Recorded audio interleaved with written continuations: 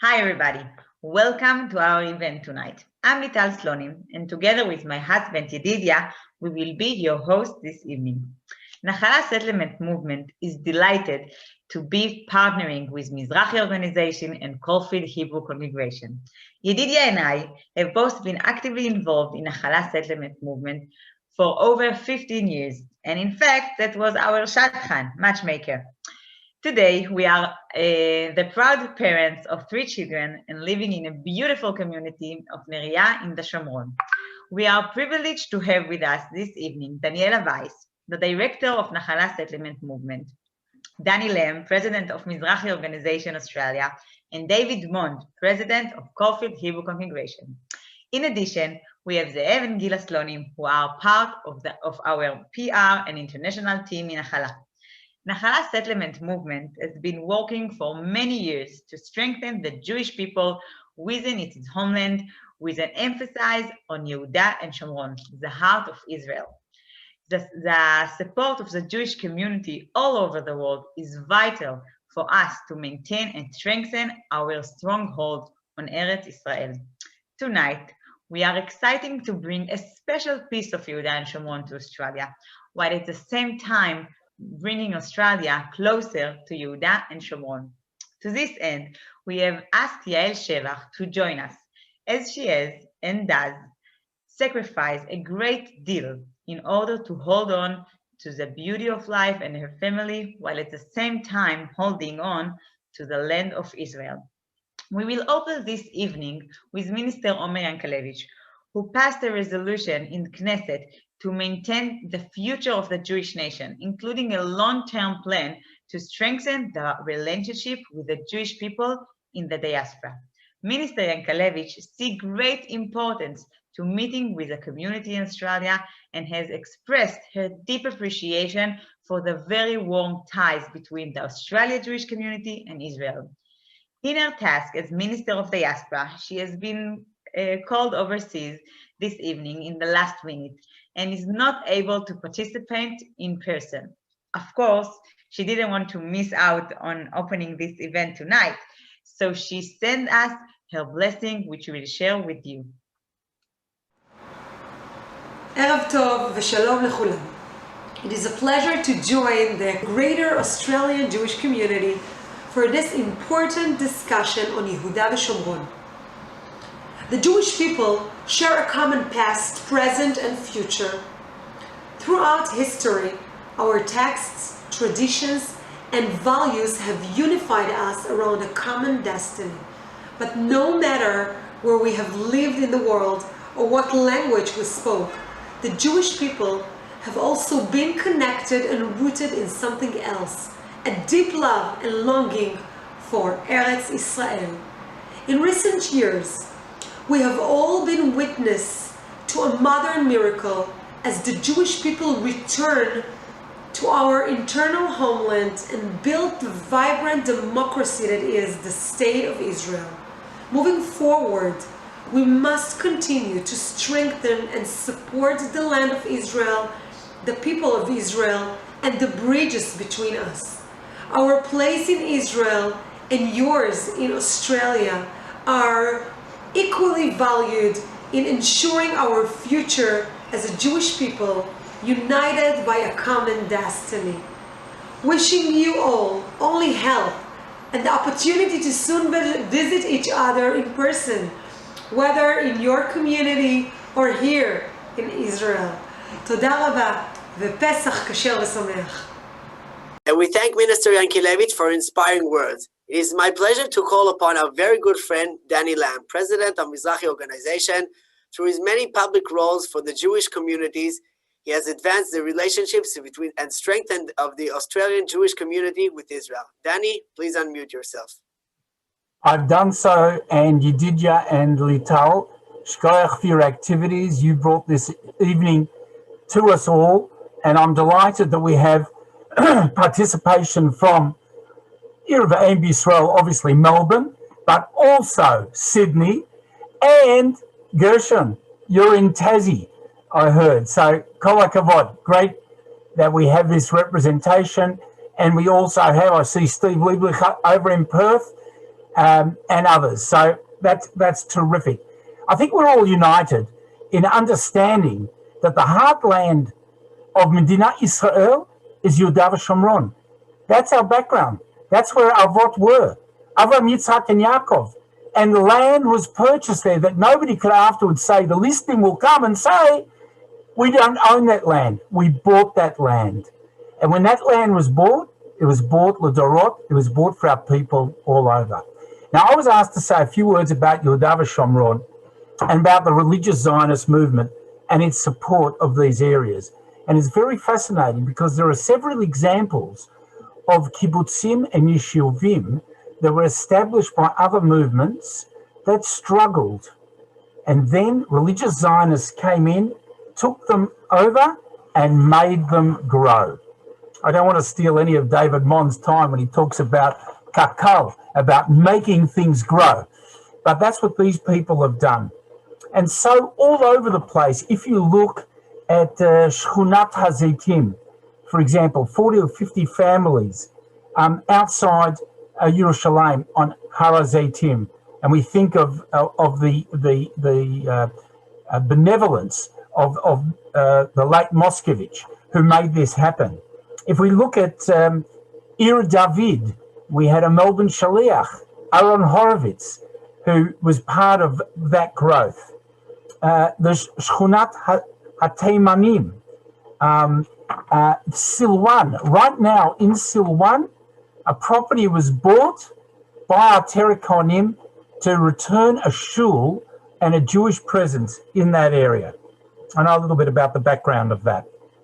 And if we go to a place like Efrat, Rav Riskin, who took a garin, Tommy Lamb, my cousin, was one of those people, 12 people, and we look at a situation now of 13,000 people living in Efrat, creating a fantastic environment for families to live and live a strong, committed Jewish religious Zionist life.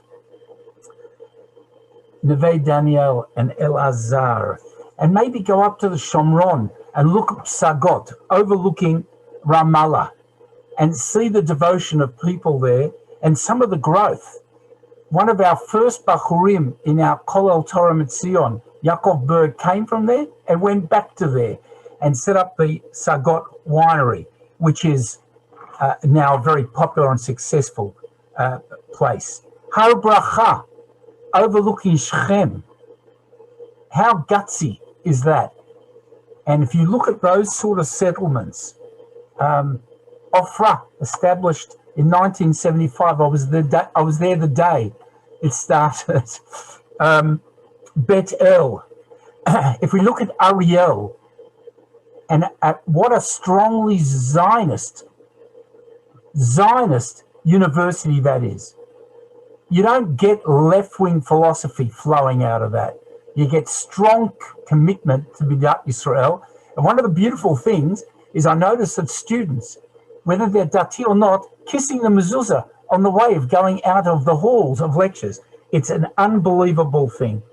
So if we think back all the way back to the purchase of Har HaMoriah, to the purchase of Shechem, to the purchase of Hebron, our people have built this land, and Nachala is the movement that will guarantee not only the future of the area, but it will do it by constantly reminding our Israeli government of what the Ikar is and not the Tafel.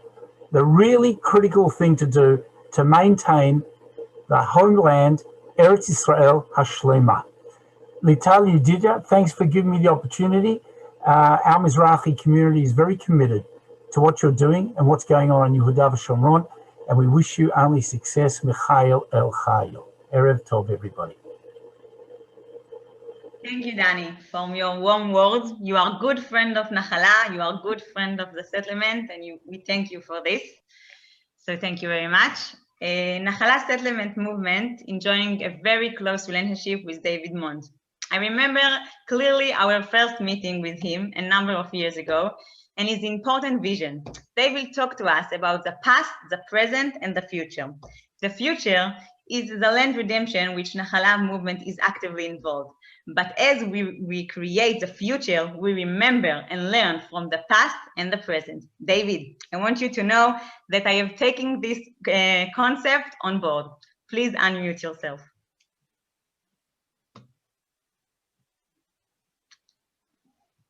All right. Thank you very much. Thank you very much, Lital. I hope you can hear everyone. Thank you, Danny. If everybody had the same knowledge that you had, we'd be a lot wiser, and having you as a spokesperson is terrific. I probably want to personalize a little bit and give an Australian look from what I want to say, and let me explain why I am a proud member of the Nahala movement, not just because Daniel Wise and Yehuda and Lital are unbelievable people, but there is a personal conviction, and we must never forget it. People top and look at us and think, oh, they're extreme. No, we just have an unwavering conviction and belief. But I thought, allow me to quote you a description of the highest meaning of land in relation to its owners. So here's a quote: land relates to all aspects of existence: culture, spirituality, language, law, family, and identity. The people are entrusted with the knowledge and responsibility to care for their land, providing a deep sense of identity, purpose, and belonging. Now, you might think that this is a perfect description of what the land of Israel means to the children of Israel, including our inherited connection to Yehuda Shomron. But actually, believe it or not, this description I just quoted was applied to describe the connection between Australian Indigenous Aborigines to the land of Australia. In Australia, we recognise that the spirits of the ancestors of the Indigenous Aborigines are passed on from generation to generation and are bound with the land. For Indigenous Australians, this spiritual and physical connection to the land has been recognised as delivering an inherent right to own the land. Similarly, the children of Israel, we have a spiritual connection with the land. As we know, we reference every day in Tefillah to our forefathers, Avraham, Yitzchak, and Yaakov, and their covenant with God, confirming the biblical authorization to inherit the land given to us by God. These land rights have been passed on from generation to generation. And we need to diffuse people who question us. And the High Court of Australia validated the claims by Indigenous Australia to land rights. So did the Mandate for Palestine. We must remember in 1922, through the League of Nations, laid down the Jewish legal right to settle anywhere in Western Palestine, the area between Jordan River and the Mediterranean Sea, an entitlement unaltered in international law. So, having understood this position, people ask me, what can we do to demonstrate our commitment to a dominant, growing, and secure Jewish future for Yehuda Shomron?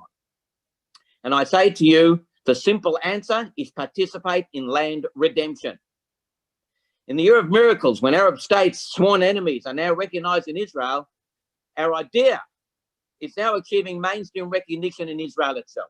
In an historical first, we know that Karen Kayemet gave its initial approval recently for a wide-ranging plan to purchase private Palestinian property for settlement building, but delayed, we know, the final approval until after the March elections. But just to get to that point is itself, in one way, a miracle.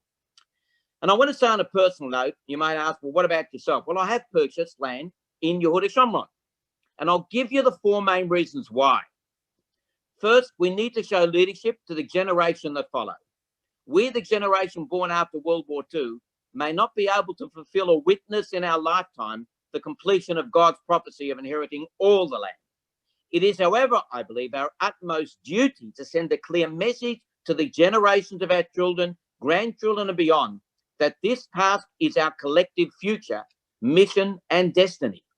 The generations that follow will need to take ownership of this objective to fulfill our rightful destiny. Secondly, and more of our Jewish people return to Israel, many under the duress of rising anti-Semitism and so-called anti-Israelism, it is becoming a matter of urgency that Israel be restored to all of its original God-promised land. Thirdly, from a commercial aspect, for those that think about the dollar value, it's a no-brainer. Have we not witnessed long-held rural agricultural land being rezoned to residential and the massive increase in value? So I'd say get in while the land is relatively inexpensive. And finally, when one reaches 120 years of age and passes on to the next world, the question will be asked of all of us: why did you not redeem the land when you could have done so? An opportunity denied to the Jewish people for thousands of years. I suggest that one does not want to suffer the embarrassment of trying to answer that question. So tonight, I'm delighted to inform you that as part of the process of education and getting people involved, the Nachala movement is providing an opportunity to acquire a parcel of land in Yehuda Shomron. It'll be offered as part of a raffle. Information concerning participation will be sent to all participants in tonight's presentation, and would ask everyone to get involved and chance your luck, and hopefully you'll get that parcel of land. To conclude, we are in the diaspora have an obligation to support in whatever way possible this mission and process of land redemption. Certainly, after listening, no doubt we will hear the story of Yael Shevach, and I know a little bit of background there. Our support in the holy work of land redemption has to be the ultimate manifestation of Ahavat Yisrael, love of land, as well as our people. May Nachala, together with the JNF, hopefully be blessed to engage in financial settlements, the transfer of the land to us, as well as to our brothers and sisters in Israel. Mustn't forget them, they need to buy land as well. So we may ultimately witness the full Gula in both the land of Israel and in the children of Israel speedily in our days. Support Nachala, support buying land in Israel. Thank you. Fantastic, David. I think we should just give a special call out to Avram Duvdevani, the head of Kakal, who's the one who reached out and has started this process. It did start earlier, but he's the one who had the guts to do it. His background is World Mizrahi. So, biyachad.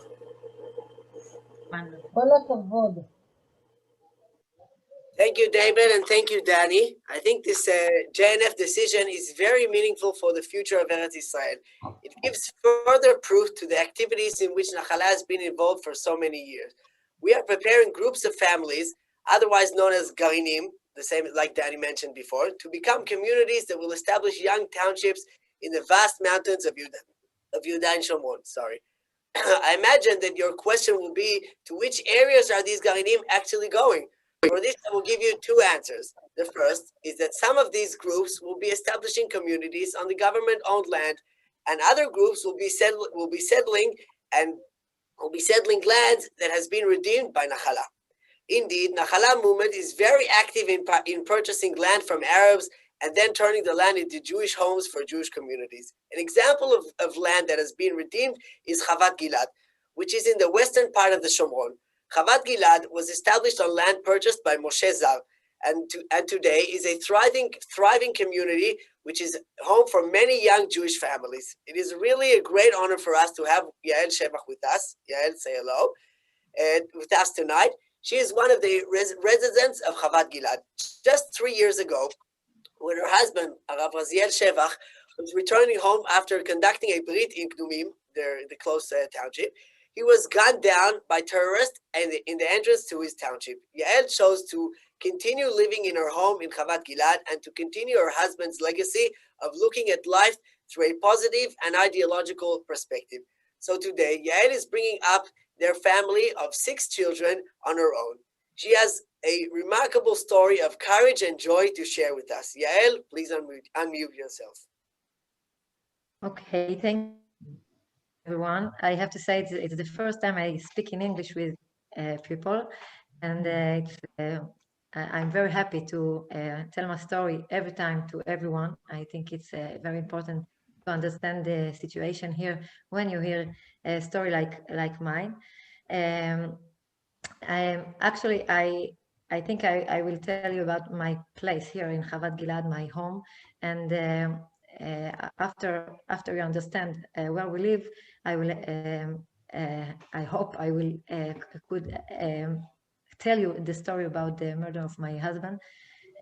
So here I am, Yael Shevach. I live here in Chavat Gilad. I have six children. My big one is 14, and the little one is 4. And to the calculation of the all age children.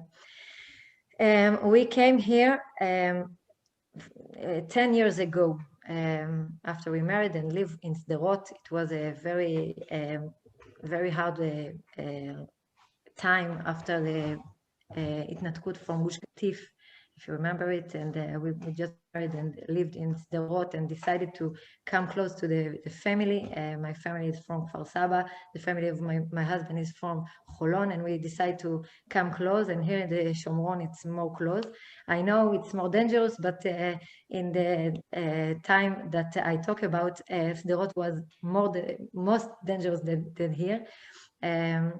But when we come here, we saw a little village, very happy people, warm people, some lovely place with a view, a big view that charmed us very much. And this is why we came here. Of course, we have the ideology that we decided to come here, but we had a little problem. When we came here, it was 10 family in this, 20 family in this place.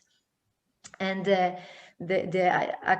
like Lydia told, Chavat Gilad is a village that in the land of a Jew man, Moshe Zar, who bought it before Skeme Oslo, and decided to build here a village because his son was murdered here in the road, and his son Itai decided to come here and with his family and all little boy, I don't know how to call them, with Tnuat Nachala, they decided to build this Yishuv, Chavat Gilad. We came here after 10 years that Chavat Gilad was on the land, but the government didn't didn't give anything to Chavat Gilad. I translate some word, infrastructure, you know what it means. And we didn't have electricity like all the people in Israel, water, roads, everything was with only donation. And it was very hard to live here in the first. It's still hard, but much better. But when we come here, all the electricity and the water was the big problem of being here. I can tell you that when it's very cold here, we need to decide if we want to open the climate or to make a cake for Shabbos, because we cannot make the two electrical. We cannot have two what electrical machines. Electrical machines, because it doesn't work here. It doesn't can work here. It's the same thing with the water. If we have a little problem with the water here, so we can stay 3 days, sometimes 3 days without water. The only way to have water is to pay. I'm telling you about 6 years ago, not something like 18. It's 6 years ago. If we want to have water, we need to pay to some driver who go to Kdumim, that is the village next to us, and he give water to Chavat Gilad with a big camion. And this is the only way that we can have water. All the people in Chavat Gilad are people who built by themselves their houses. We are the only person in Chavat Gilad who didn't do this. When we came here, my husband and I, two people, we weren't with possibility of build, because my husband was avrech. He was learning Torah all the day. He was very close to the Torah. He was always search how to study people, to learn Torah, and to close people, to get close people to Hashem and to the Avodat Hashem. But we didn't know how to build the house. So the people here in Chavat Gilad built our home, and we tried to involve ourselves inside Chavat Gilad. It was very with a lot of shlichut to make Chavat Gilad a place with תוכן רוחני, תעזרו לי. Spiritual input. Spiritual what? input, content. It was like the rabbi here in Chavad Gilad. I say like the rabbi because Chavad Gilad isn't legal, so we couldn't have official rabbi. An official rabbi, but he made here all the things that in everywhere a rabbi do, and he has a lot of הכשרות. Sorry, I'm very bad. Training, it's fine. You're doing very, very well. Thank you. Training, correct. Yeah, so he had a lot of training in the Torah. He was a mohel, he was a shochet, he was a sofer stam. He had nine הכשרות, okay, what do you say? He was a sofer stam, משגיח כשרות, מורה הוראה, בחברה קדישה, everywhere that people need something with their religious, he were there. And all that things that he didn't do for getting money. It was something very from shlichut that he decided he want to do. And when we get here, we came here, it was very naturally for him to be the rabbi, not officially like we said, but all the people here knew that if you need a mohel, you can come to Raziel. If you need a shochet, you can come to Raziel. If you have some problem with the meal you bought, you can come to him and show him, and he can tell you if it's kasher or not kasher. Sometimes we had a problem with the electricity in Shabbat. Sometimes the electricity, sometimes I said sometimes like it's not something who happen every Shabbat, but this is every Shabbat from 6 years ago. Every Shabbat we had a problem with the electricity that always fall down because of the problem of the infrastructure that we have here. And Raziel was the first person who decided to write a psak halacha if we can restart the electricity or not, because this is a big question with a lot of problem that if it's cold or if it's hot or if you have a pregnant woman or if you have I don't know, a sick person, all the problem, Raziel decided to get in and make a discovery, a big research for decide if we can or not to restart the electricity. And Baruch Hashem, six years ago, something happened. I don't know, maybe a pressure that we made on the government. Some things changed, and now we have much better from this issue. But it was from him and from me a very a mission for life to make Chavad Gilad a place that not only have houses here, but what we call a quality of life, a lot of quality of life, because we are religious people. So it's very important to us that the quality of life is with the religion, and this is what he did here every day and every time, with a lot of happiness and very great life. And he decided to touch everyone with always with food, kamuvan. Food is always something that we can. He decided to make a seudat Rosh Chodesh every Rosh Chodesh here, and hilula every time that we have some rabbi who died. I don't even know the name, but he decided that tonight we do al ha'esh for all the yishuv, because we want to show them that the religion is something that it's kef, it's fun, it's something that everyone can be and can want to be. It wasn't only in Chavad Gilad.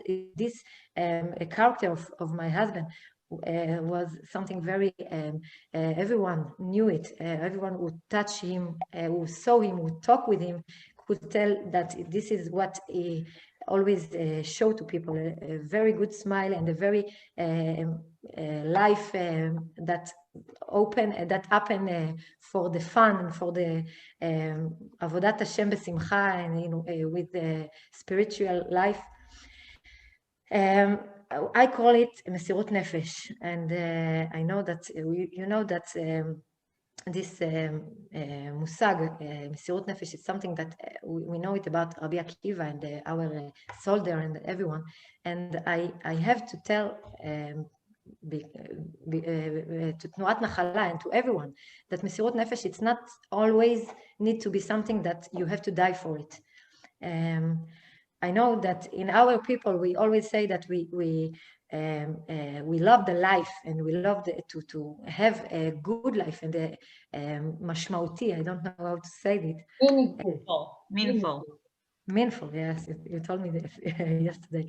A life with a lot of meaningful, but sometimes we like Jewish people, we know to tell that Sirut Nefesh, it's something that you have to die for it, and I think it's not true, because the life we live here and the life I think you too in your communities, every Jewish that decide to live a life with of life, I think it's Mesirut Nefesh, and to live here in Chavat Gilad, for me it's a good life, and I know we have a quality life, but I know it's Mesirut Nefesh, and when I say that, I have no choice to tell you that in my case, it's a Mesirut Nefesh that we need to לקשר, to connect, yes, with death, because 3 years ago, when my husband was back from Tel Aviv, not from Kdumim, he had a Brit Milah in Tel Aviv. My husband was he loved to make a Brit Milah, and he was very lovely mohel. He came to people who asked him to do Brit Milah, everywhere, every time. He never said no to a Brit Milah, even if it was in Rosh Hashanah or in Pesach or in Shabbat or in Dimona, Elat. Everywhere we had a call to a Brit Milah, Raziel say yes, and he didn't come to a Brit Milah, only to the ceremony. He came to a Brit Milah three times. Once before the Brit, a few days before, to show the mother that he's a good people, and he have a smile, and he know how to hold the baby in the ceremony, Kamuvan. And one day after, because he was a securist, he was chovesh, and he knew that for medical, to give a medical support to a baby, it's something that's very important to the person, to the parents who make a Brit Milah. So he was back from a Brit like this, and from Tel Aviv. And the time is 8 o'clock, and we had to have a Shur Torah in our home that Raziel organized. I knew that he had to come back, and I called him to know exactly where he is, because all the food from the Shur Torah was in his car, and I wanted to know if I'm the one who get the people, invite the people to come to the Shur Torah. He answered me very quickly to the phone and tell me I was shot, and I hear and I'm injured, and I need to someone need to come and help me. It was very clear, so I thought it's something not so bad, but I immediately called the 911 and all the security, and texted to the groups in Chavat Gilad to tell that it was a terrorism attack inside of Chavat Gilad. Very quickly, people come to him from Chavat Gilad, and ambulance from the army that wasn't so was very next to him. My family here, that it was 8 o'clock, so everyone was at bed, but my children didn't sleep, so they hear that something is happening, and they came after me, running after me, and telling me what's going on. Tell us what's with father, what with dad. and I didn't know what to tell them. But Chasdei Hashem, I wasn't. I thought that it's okay, and I wasn't excited from the situation. So I said them, sit down and we make teilim, something, but we don't have to be stressed. It will be okay. My home, all my friends are coming at my home. All my neighborhood, they come. Everyone come with um, some things and some things, games to give to the children that could let them be good, not so stressed, so in stress. And I went to the hospital with my little child, Benayahu. He was 10 months, and I drive to the hospital with an ambulance driver who took me from my home.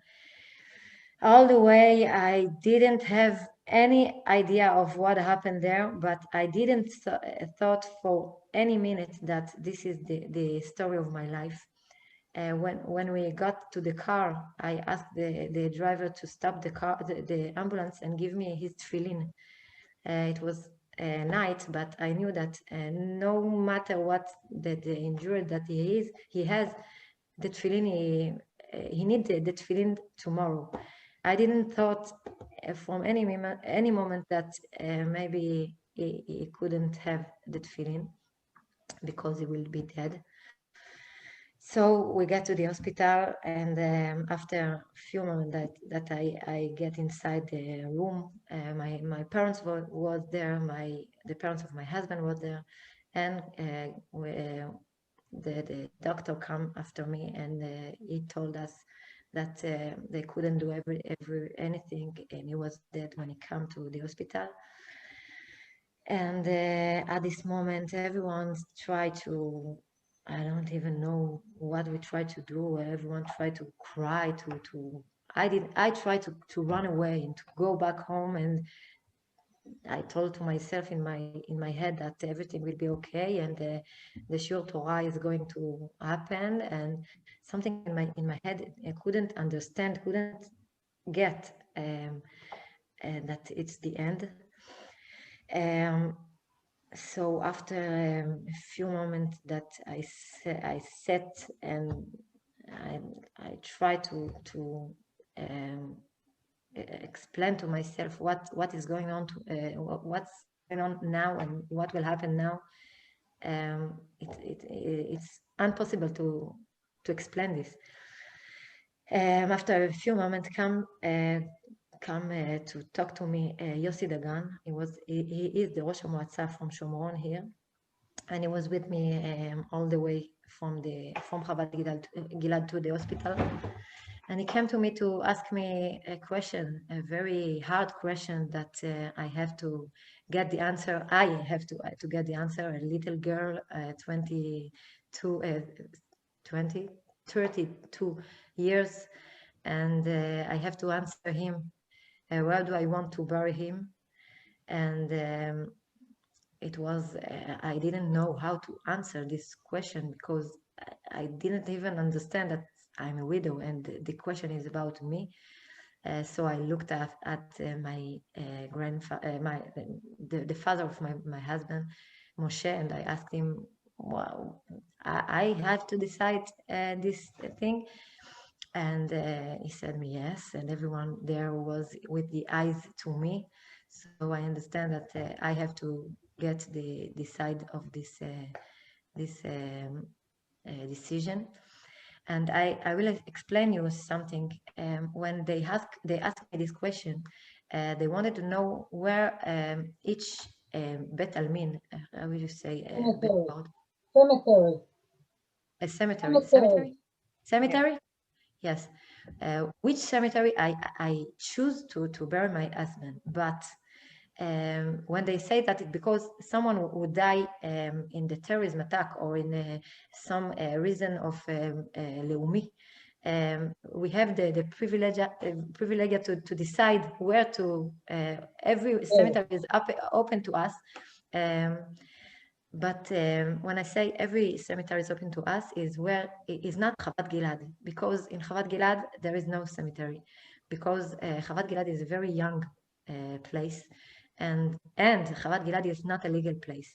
These two reasons is the problem that we have for a lot of things, but about the cemetery is because no one thought that we will have we will need a cemetery in the 10 years ago, because the most איך אומרים? מבוגר. Oldest. The The oldest person here is 50 years. And so no one thought that we will need a cemetery. But when he asked me this question, I don't know. I'm still thinking from where the straight come, but this is what I ask. I wanted them to bury him here in Chavat Gilad, and this is what I asked, to have to build a cemetery here. It was night, 11 at night, and B'chasdei Shamayim, they decide to say okay to this, and the army also, and the government, everyone, no one has the courage to tell me no, Baruch Hashem. And they decide to build a cemetery here. Of course, it's not like all the cemetery to decide to build here something. It's very hard, because we live in like Daniela Weiss say, like in Har Trashim Kereach. It's some mountain with a lot of bones, and it's view. not. You have a lot of view. Yes, we have view. And to build something here, it's a very hard mission. But all the people here in Chavat Gilad, when they heard that we decide to build a cemetery and to bury Raziel here, all the people here that were in their אבל, איך אומרים אבל? Morning. כמו בוקר. Morning. They were in a big mourning for losing their friend and their rabbi and their neighbor. When they hear that we want to build a cemetery here, all the people, it's 2:00 everyone come to the place that they decide to build the cemetery, and try, and all of them with their hand try to started to build this place. And it was, I know the word is not very מתאים, very suitable. But we were very excited in the morning when I come here after we sleep at Kfar Saba in my parents' home. When we came here, it was very excited to see Chavat Gilad with a lot of tractors that before this murder, no one could get a tractor without a lot of army that come and try to stop him to build, I don't know even what. But when I come here at 11 in the morning and I saw the cemetery that they built at the night, everyone here in Chavat Gilad were part of this cemetery. It was a very excited רגשות, איך אומרים רגשות? Feelings. It was very excited feelings, because I was in my morning very hardless, and I knew that I lose my love, the love of my life, and I knew the father of my children. I knew this is the very hard thing to. I couldn't לתרגם, translate my feelings, because it was two great feelings that came together. It was the feeling of losing a big part of my life, and the other side, to see this village, this my home, getting more and more and more built in the night. And after this, in all the Shiva, they didn't stop to build a lot of houses in this week. And today, 3 years after this, I see all of the life that we live from the moment that my husband passed away. I can tell you that all the time, I can tell you that people who lost someone, all they want to do from all of their life is get him back. This is the feeling that you cannot fight them. You always want to feel him, if it's with the children, and if it's with his friends, and if it's with the missions that you do all the time. And when you lose someone so infectual in the life, and so big and so living,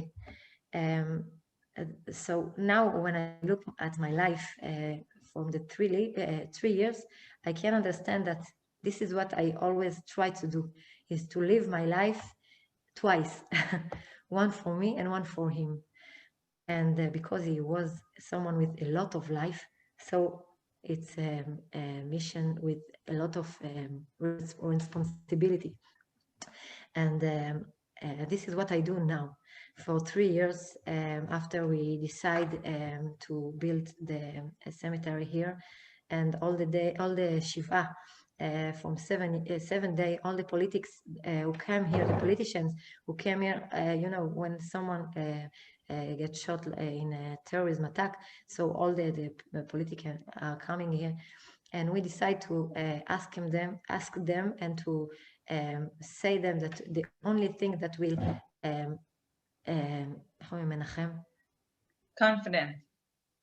confident us is if Chavad Gilad will be legal and will get permission from the government to be a big place to live here, a legitimation to live here. And it happened after 3 weeks. Medinat Israel decide to give Chavad Gilad official permission to be here.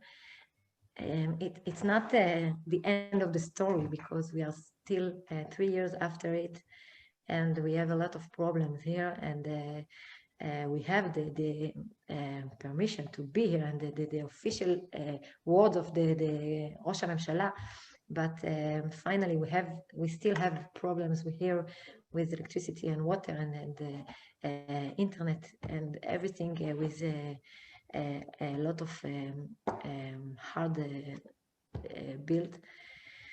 But now I'm telling you about me and my children. I know that the life I chose to live now, it's not a decision קל. איך אומרים משימה קלה? easy mission. סליחה, ברוכות לי מילים. It's not an easy mission. It's not an easy decision to decide to live a life with happiness and with meaning, and still stay here after all we all happen here, and not stay here just to live and to be something we're not involved.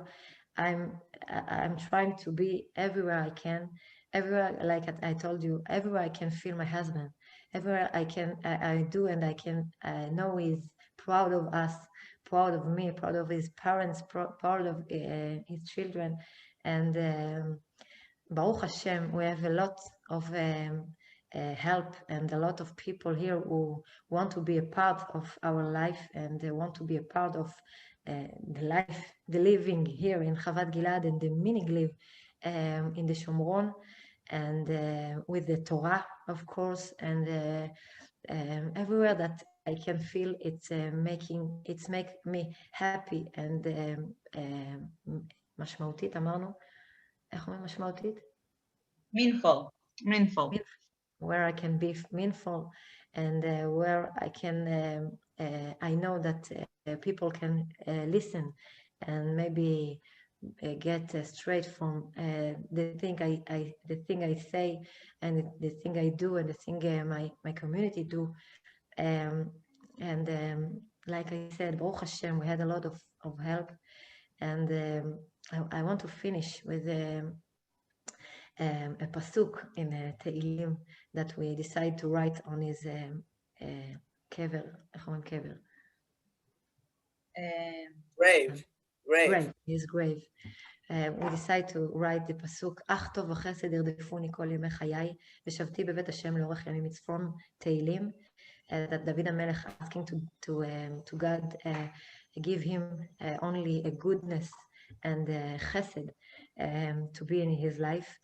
And this is what I asking for God and for you and to everyone, that always be researched by tov, goodness, and chesed, and then we will have the last of the pasuk, "Shavti bevet Hashem laorach yamim," and we will have the zchut to see geula shlema b'mehera b'yameinu. Thank you very much, and if you have question, I'm here and I can listen. Thank you. Yael, I love you. we are neighbors. Yes. Chavat Gilad and Gdumim are neighboring the community. Daniela was the first person here in Chavat Gilad, but before Chavat Gilad were here. The first Chavat Gilad were in the Tzomet next to Gdumim after the pigua of Gilad Zar, and Daniela got their big caravan that here in Chavat Gilad with Shimon family live there, and we have a lot of feeling with Daniela.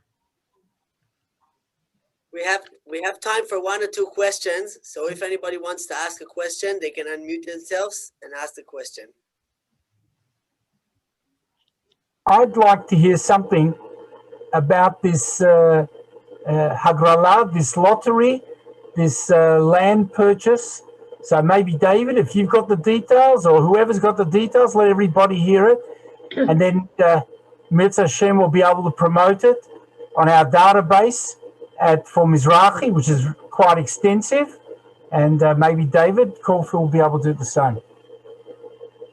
I'll give you some more details. Just before we go into the lecture, if there is question for Yael, just if someone have question, we can ask those questions, and then Yedidia will give more details about the lecture. Lottery. Yael, can I ask you? Okay, you've taken this on board, and you're living in Chavat Gilad, and it's amazing, and you've seen some development. How do your children feel about that? Do they ever feel like, can't we go for the easy life, living Kfar Saba, be safe? We sacrificed enough by living in Chavat Gilad. Well, I'll tell you a story about this morning. My daughter, all his class is in Bidud, so she decided she's not in Bidud because in what? Bidud is isolation because of the corona. Okay, so she's not in isolation because she was sick, and she decided to go to Kfar Saba with a friend to make shopping for Pesach. She's calling me now when I'm talking to you. She's calling me every moment. And the first call was, what is this place? Why people live in this place? This is so so mess here, and I want to go home. And every time when we go at Kfar Saba to my parents or to Cholon at their parents, my children, they look at the building and the roads, and they don't feel at home, because the life here is a very quality life. They're always outside. If we talk about the corona, I think my children didn't feel the big problem of the corona, because they were always outside. They were always with another neighbor with their bike everywhere. And you're right, they don't know another life, another style of life. So I think that if we were live in somewhere that we had and I don't know, electricity and normal electricity and normal water, maybe they were a possibility to say that it's not good to live here, but they don't know, and they have a lot of fun life here. So I think it, איך אומרים? זה מחפה. Compensates. Okay. Compensates. Yeah. Compensates. And I think they're happy. And they Wow. know that ideologically they have the reason to live here. Great. Thank you. Thank you. Any Thank more you. questions? Okay, so I just, before we go into the lottery, I just want to say, I wasn't planning to say it, but I was privileged to know Raziel. I learned with him in yeshiva in Chavat Gilad for about a year. And I can say that what I have in my mind when I just think about Raziel is smiling. He was always smiling, always happy to help anybody. You didn't have to ask him twice. He'd always, if somebody was sad, he'd have a joke to tell him. He would always be first for anything. And as Yael said, when you needed a shochet, when you needed a moel, when you needed advice, when you needed everything, he was there. And I really take that with me. And we really want to thank Yael for her inspiring words. And Thank you very much. yes, and really it's drawing us, it's really, really touching, and hopefully we can all continue and learn from this a lot. I'd like to take to answer Danny for his question. So the aim of the lottery is to give more attention for this whole process of land redemption, because today anybody who's dealt a little bit with land redemption knows that it's a very complicated it's a very complicated process that's done behind the scenes. And you start the land process at one stage, and people hear about it 10 years after that, and they don't know. The only thing that somebody can do is buy part of the land, which is a very important part, but he can't be active in it. And we know today, one of the things that we were very surprised when we started dealing with land redemption is that the Arabs want to sell the land.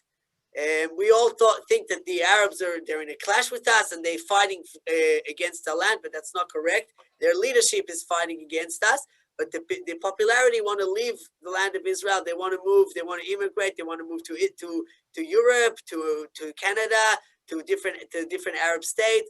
And they just want to get the opportunity to move on to their lives, and we want to take that that opportunity and turn it into Jewish land. And that's what we know throughout the history, the Jewish history, as Danny mentioned in the beginning, that we learned from Avraham Avinu and from Yosef, that he brought Me'arat HaMachpelah in Hebron, and from Yosef, and from and David HaMelech, that all our forefathers were buying land because we know that this is our strongest connection. So we thought of an idea that for two main reasons. First of all, we wanted to give everybody the opportunity, an equal opportunity, even to taste, to be part of it. And second of all, is because we want to help continue the pressure on the government and more people to join it. And we know that the more people believe in this idea, the more people are actually part of this idea, it gives the government more strength to stand behind this thing and help and support and do it. Because if they know that this is what the Jews in Israel and abroad, everybody likes this idea and is part of this idea and puts in money towards this idea, it gives them the strength that when they have pressure from America or from Europe or from different Arab states to say, no, this is what the Jewish nation believes in, and we're going to stand behind it, and this is what we're going to do. So we thought of this raffle, this lottery, the idea to give people an opportunity that everybody can be part of it. Whoever wants can buy one ticket, tickets for the whole family, tickets for the kids, anybody. You can buy as many tickets as you want. I'm not going to go into all of the details of the lottery, but if I summarize, the aim is that we're lottering a plot of land that's registered in the Israeli title that was redeemed from Arab. That's actually a very deep process of being redeemed from Arab, and the person who will be privileged to win this the block of land, he will get the land will be registered on his name, and it will be his, and he'll be part of the whole process together with the other people who bought the land. We'll send out to everybody here emails with all the details and the connection and everything. We'll send it out, and of course, David and Danny will send it out to the communities, to the Caulfield and to Mizrahi. And if anybody else wants to send it out anywhere else, we're more than happy. And if anybody else has ideas how we can get it to as many Jews around the world, we'll be very, very happy. So Didier, 1 second. Dr. Danny Lamb asked a very simple question.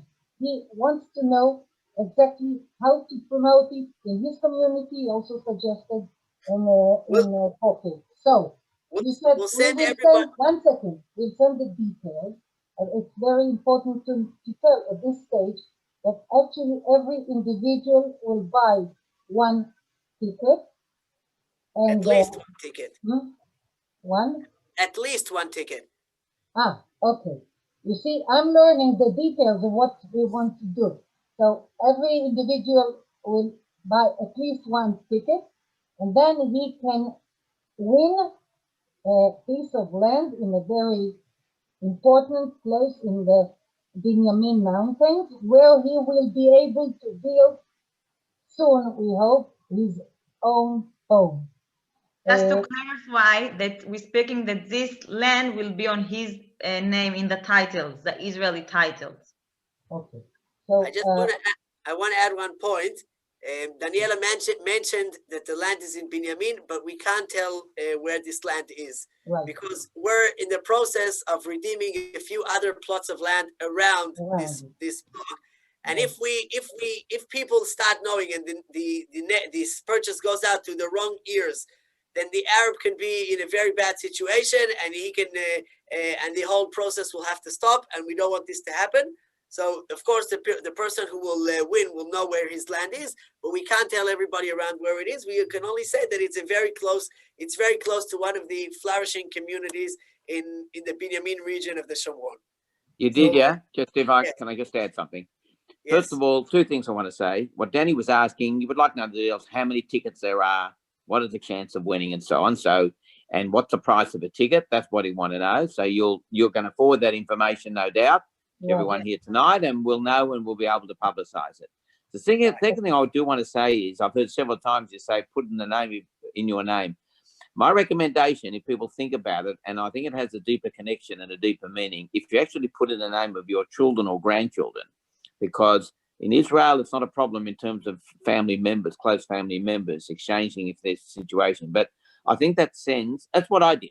And I believe that sends a very clear message to the next generation. We want you to be part of this solution, want to be part of building Yehuda Shomron. And I think that's probably a better way of recommending what people might do in the circumstances and give them an opportunity to think about the future. Wonderful idea. I think it's wonderful. Yes. So I want to, yes, we will send out all the details. And I want to thank you all, ladies and gentlemen, for joining us. And on behalf of all of the Nachala members that are participating here and all over the world, we want to wish all of you Pesach Kasher V'Sameach, and we'll be in touch very, very soon. And we hope to see you on the next Zoom that we have very shortly. Thank you very much. Israel. Why Zoom? In Israel, you're right. Thank you. Kol hakavod, shkoyach. Okay. Good work. Hag Sameach, guys. Hag Sameach, Hag Sameach. Thank you. And thank you all for your good wishes that I got on the birth of my first grandson. So thank you very much for that. Mazal. Look forward to having a l'chaim with you in Israel very soon. Oh, yes. Amen. B'karov. Thank you. Okay. All the best. Thank you for joining us. Thank you. להתראות. חג שמח.